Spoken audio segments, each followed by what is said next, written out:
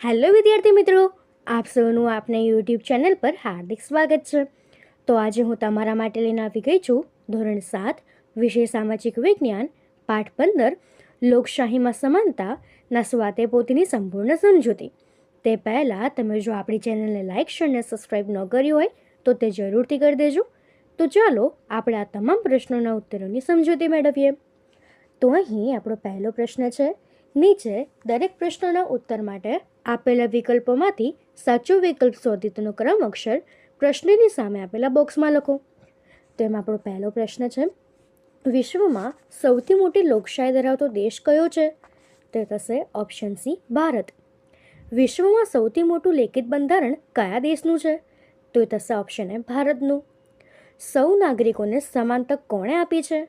તો એ થશે option D ભારતના બંધારણે.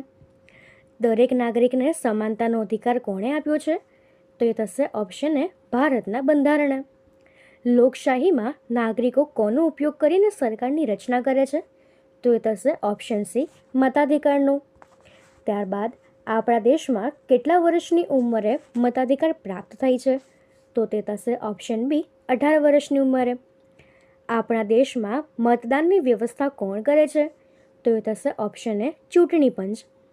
કેટલા વર્ષની ઉંમર સુધી દરેક બાળકને મફત અને ફરજિયાત ભણવાનો અધિકાર છે? તો તે થશે ઓપ્શન ડી 6 થી 14 વર્ષ. કેટલા વર્ષથી ઓછી ઉંમરના બાળકોને કામ પર રાખવામાં આવે તો તે બાળમજૂરી કહેવાય છે? તો એ થશે ઓપ્શન એ 14 વર્ષથી. કેટલા વર્ષથી ઓછી ઉંમરના બાળકને મજૂરી રાખવો એક કાયદાનો ભંગ ગણાય છે? તો એ થશે ઓપ્શન સી 14 વર્ષ. લોકશાહી દેશમાં કઈ બાબતને ખૂબ જ મહત્ત્વ આપવામાં આવે છે? તો એ થશે ઓપ્શન સી સમાનતાને. સમાજમાં સમાનતા ભંગના બનાવથી કોની પર માઠી અસર થાય છે? તો તે થશે ઓપ્શન બી સમરસતા પર.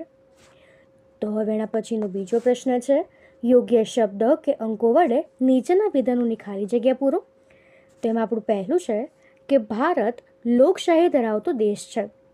વિશ્વની સૌથી મોટી લોકશાહી ધરાવતો દેશ એ ભારત છે. દેશનું સંચાલન કરવા માટેની માર્ગદર્શિકાને બંધારણ કહેવાય છે. ભારતનું બંધારણ વિશ્વનું સૌથી મોટું લેખિત બંધારણ છે.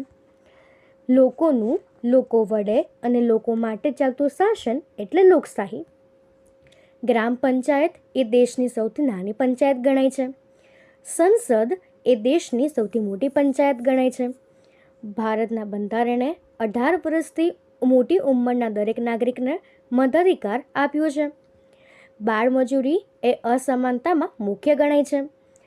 ભારતમાં 14 વર્ષથી ઓછી ઉંમરના બાળકને મજૂરી રાખવો એ કાયદાનો ભંગ ગણાય છે. 14 વર્ષથી ઓછી ઉંમરના બાળકને મજૂરી રાખવામાં આવે તો તે બાળમજૂરી કહેવાય છે. જો આપણે સ્વચ્છતા રાખીએ તો જ કોઈને સ્વચ્છતા માટે કહી શકાય.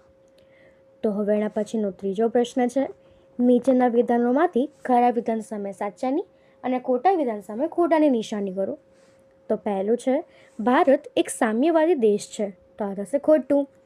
ભારત વિશાળ અને ભિન્નતાઓ દર્શાવતો દેશ છે. સાચું. સમાનતા એટલે સૌને માટે સરખું, સૌને સમાન તક. તો એ સાચું. લોકશાહી સરકારની રચના લોકોની ઈચ્છા મુજબ થાય છે. સાચું. બાળમજૂરી અસમાનતા દર્શાવે છે. સાચું. બાળમજૂરી શિક્ષણ મેળવવાના અધિકારોનો ભંગ ગણાય છે. સાચું. 16 વર્ષ કરતાં નાની ઉંમરના બાળકોને મજૂરી રાખવા એ કાયદાનો ભંગ થયો કહેવાય. ખોટું. ઓછું મહેનતાણું આપવું પડે તે માટે કેટલીક જગ્યાએ બાળકોને કામે રાખવામાં આવે છે. સાચું. દિવ્યાંગો, સ્ત્રીઓ અને યુવાનોને કામ ઓછું મહેનતાણું આપવામાં આવે છે. તો એ થશે ખોટું. અને આપણે કોઈને સન્માન આપીએ તો કોઈ આપણને સન્માન આપે તો એ થશે સાચું. તો એના પછીનો ચોથો પ્રશ્ન છે, બંધ બેસતા જોડકા જોડો. તેમાં આપ્યું છે ભારત, તો તે થશે ભિન્નતા દર્શાવતો દેશ. બંધારણ સૌને સમાન તક. મતાધિકાર તો 18 વર્ષથી મોટી ઉંમર. અને બાળકનો શિક્ષણનો મૂળભૂત અધિકાર તો તે થશે 6 થી 14 વર્ષની ઉંમર. તો એના પછીનો પાંચમો પ્રશ્ન છે, નીચેના પ્રશ્નોના ઉત્તર 1-2 વાક્યમાં લખો. તો પહેલો પ્રશ્ન છે, બંધારણની રચના શા માટે કરવામાં આવી છે? દેશનો વહીવટ સુચારુ રૂપે ચલાવવા માટે, નાગરિકોના મૂળભૂત હક અને ફરજોનું રક્ષણ કરવા માટે તેમજ દેશમાં કાયદો અને વ્યવસ્થા જાળવી રાખવા માટે બંધારણની રચના કરવામાં આવી છે. સમાનતા એટલે શું? સમાનતા એટલે ધર્મ, જ્ઞાતિ, લિંગ, ભાષા કે આર્થિક સ્થિતિના ભેદભાવ વિના દેશના તમામ નાગરિકોને વિકાસ કરવા માટે સમાન તક અને સમાન અધિકાર મળવા. ત્રીજો પ્રશ્ન છે, લોકશાહીની વ્યાખ્યા આપો. તો અમેરિકાના પૂર્વ પ્રમુખ અબ્રાહમ લિંકન ના મતે લોકશાહી એટલે લોકોનું, લોકો માટે અને લોકો દ્વારા ચાલતું શાસન. મતાધિકાર કોને મળે છે? તો ભારતના બંધારણ મુજબ 18 વર્ષ કે તેથી વધુ ઉંમર ધરાવતા દેશના દરેક નાગરિકને કોઈ પણ ભેદભાવ વિના મતાધિકાર મળે છે. ચૂંટણી પંચ શી કારીગરી કરે છે? તો ચૂંટણી પંચ દેશમાં લોકસભા, વિધાનસભા અને સ્થાનિક સ્વરાજ્યની ચૂંટણીઓ તટસ્થ, ન્યાયી અને શાંતિપૂર્ણ વાતાવરણમાં યોજવાની તેમજ મતદાર યાદી તૈયાર કરવાની મુખ્ય કામગીરી કરે છે. બાળમજૂરી શાનો ભંગ ગણાય છે? તો બાળમજૂરી એ બાળકોના મફત અને ફરજિયાત શિક્ષણ મેળવવાના મૂળભૂત અધિકારોનો એટલે કે શિક્ષણના અધિકારોનો સીધો ભંગ ગણાય છે. ભારતના બધા બાળકોને કયો અધિકાર મળેલો છે? તો ભારતના બંધારણ દ્વારા 6 થી 14 વર્ષની ઉંમરના બધા જ બાળકોને મફત શિક્ષણ અને ફરજિયાત અને સાર્વત્રિક શિક્ષણ મેળવવાનો કાયદાકીય અધિકાર મળેલો છે. કેટલી ઉંમરના બાળકને મજૂરી રાખવું એ કાનૂની ગુનો ગણાય છે? તો 14 વર્ષથી ઓછી ઉંમરના કોઈ પણ બાળકને મજૂરીએ રાખવું એ કાનૂની રીતે ગુનો બાળમજૂરી પ્રતિબંધક કાયદા હેઠળ ગણાય છે. ત્યારબાદ 9મો પ્રશ્ન છે, બાળમજૂરી શા માટે અટકાવવી જોઈએ?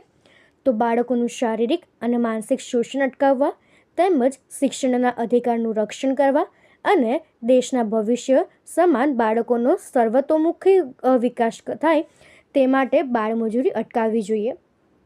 પુરુષ અને મહિલાને કઈ બાબતમાં ભેદભાવ રાખવામાં આવે છે?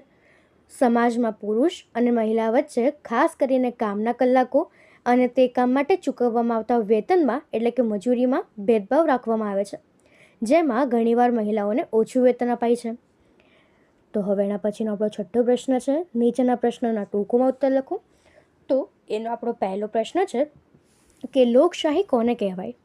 તો આપણે લખીશું કે લોકશાહી એટલે એવી રાજ્ય વ્યવસ્થા જેમાં દેશની સર્વોચ્ચ સત્તા કોઈ એક વ્યક્તિ કે રાજાના હાથમાં હોવાને બદલે દેશની પ્રજાના હાથમાં હોય છે. આ શાસન પદ્ધતિમાં દેશના નાગરિકો ગુપ્ત મતદાન દ્વારા પોતાના પ્રતિનિધિઓને ચૂંટે છે અને પ્રતિનિધિઓ પ્રજા વતી દેશનો વહીવટ સંભાળે છે. લોકશાહીનું મુખ્ય લક્ષણ એ છે કે તેમાં સામાન્ય નાગરિકના હિતોનું રક્ષણ થાય છે અને શાસનનો મુખ્ય ઉદ્દેશ લોક કલ્યાણ સાધવાનો હોય છે. ટૂંકમાં જેમાં પ્રજા પોતે જ પોતાના ભાગ્ય વિધાતા હોય તેવી લોકપ્રિય શાસન વ્યવસ્થાને લોકશાહી શાસન કહેવાય છે. લોકશાહી શાસન વ્યવસ્થામાં સત્તાનું વિકેન્દ્રીકરણ જોવા મળે છે, જેથી સરકારના નિયમોમાં પારદર્શિતા અને જવાબદારી જળવાઈ રહે છે. આ પ્રણાલીમાં ન્યાયતંત્ર સંપૂર્ણપણે સ્વતંત્ર હોય છે, જે નાગરિકોના મૂળભૂત અધિકારોનું રક્ષણ કરે છે અને ધારાસભા કે કારોબારીના ગેરબંધારણીય નિર્ણય પર અંકુશ રાખે છે. તે માત્ર એક શાસન પદ્ધતિ નથી, પરંતુ એક સામાજિક પદ્ધતિ પણ છે, જે સમાજના તમામ વર્ગોને સમાન આર્થિક અને રાજકીય સામાજિક તકો પૂરી પાડીને સમતામૂલક સમાજની સ્થાપના તરફ દોરી જાય છે. તો એના પછીનો બીજો પ્રશ્ન છે, આપણે કઈ બાબતોમાં સમાનતાનો અધિકાર મળેલો છે? તો જવાબમાં આપણે લખીશું કે ભારતીય બંધારણ દ્વારા દેશના નાગરિકોને કાયદા સમક્ષ સમાનતા અને કાયદાનું સમાન રક્ષણ આપવામાં આવ્યું છે.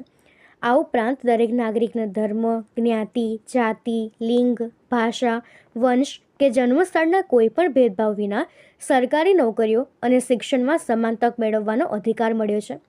તેમજ જાહેર સ્થળો જેવા કે દુકાન, હોટલો, કૂવા, તળાવ, રસ્તાઓ અને રમતના મેદાનોનો ઉપયોગ કરવાની બાબતમાં પણ સંપૂર્ણ સમાનતાનો અધિકાર આપવામાં આવ્યો છે.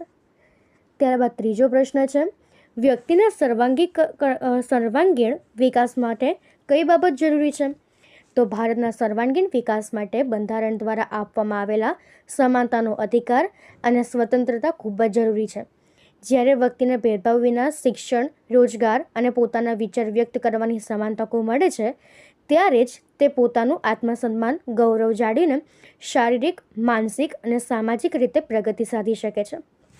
તો હવે એના પછીનો 7મો પ્રશ્ન છે, ટૂંક નોંધ લખો. તો લોકશાહીમાં સમાનતા. તો આપણે લખીશું કે ભારત એક લોકશાહી દેશ છે અને સમાનતા એ લોકશાહીનો મુખ્ય આધારસ્તંભ છે. દેશના બંધારણમાં દરેક નાગરિકને સમાનતાનો મૂળભૂત હક આપવામાં આવ્યો છે, જેનો અર્થ એ થાય છે કે શાસન વ્યવસ્થામાં ધર્મ, જ્ઞાતિ, લિંગ, ભાષા કે આર્થિક સ્થિતિના આધારે કોઈ પણ સાથે ભેદભાવ રાખી શકાય નહીં. કાયદા બધા માટે સમાન છે અને તે રાજાથી લઈને રંગ સુધીના તમામ નાગરિકોને એક સરખું રક્ષણ પૂરું પાડે છે.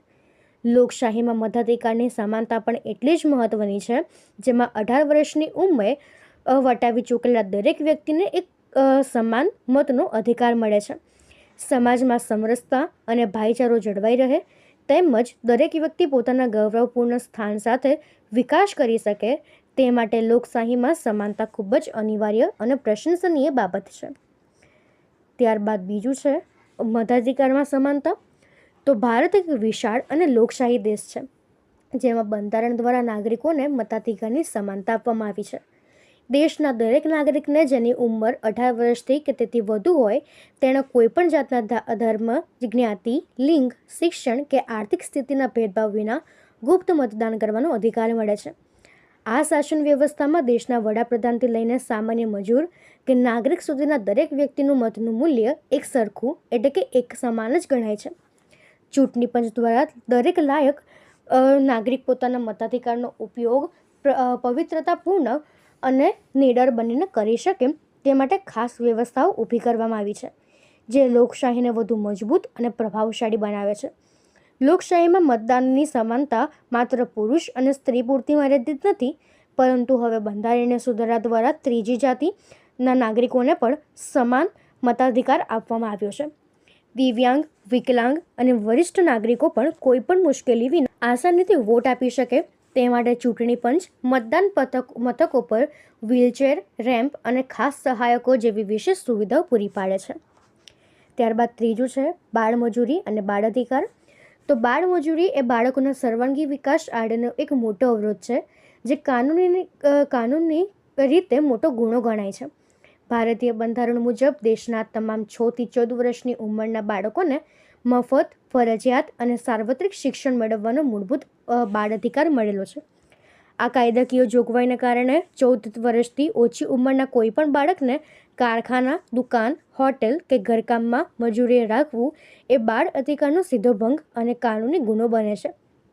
દરેક બાળક સારી રીતે ભણી શકે, રમી શકે અને તેનું કોઈપણ પ્રકારે શોષણ ન થાય તે હેતુથી દેશમાં બાળમજૂરી નાબૂદી માટે કડક નિયમ બનાવવામાં આવ્યા છે, જેથી તેમનું ભવિષ્ય સુરક્ષિત અને ઉજ્જવળ બની શકે. તો આપણે આ પ્રમાણે આ ટૂંક નોંધ લખીશું. તો હવે એના પછી આપણને પ્રવૃત્તિ આપી છે. તો અહીં આપણા આ પાઠના તમામ પ્રશ્નો પૂર્ણ થાય છે. જો આમાં તમને કોઈ પણ પ્રકારનો ડાઉટ હોય તો એ તમે કોમેન્ટ સેક્શનમાં જરૂરથી જણાવી શકો છો અને આપણી ચેનલને લાઇક, શેર અને સબસ્ક્રાઈબ જરૂરથી કરી દેજો. Thank you.